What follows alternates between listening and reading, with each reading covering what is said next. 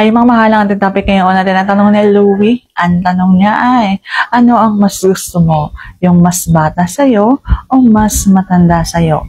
So, pag-usapan for today's video, interesado ka bang malaman kung ano ang kasagot? Please keep on watching para bago yan. Kung bago ka pa lang sa akin channel, please consider like this video and subscribe my channel.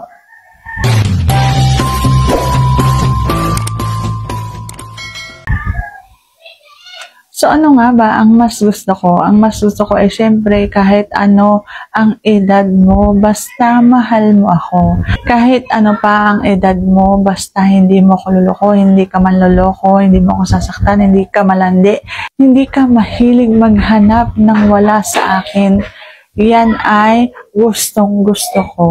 Kahit pa ano ang edad mo. Pero dahil nga sa nanggaling ako sa mas matanda sa akin at niloko lang din naman ako, sinaktan ako, pinagpalit ako sa mas bata sa akin. So, siguro pipiliin ko na ngayon yung mas bata sa akin para maiba naman, 'di ba?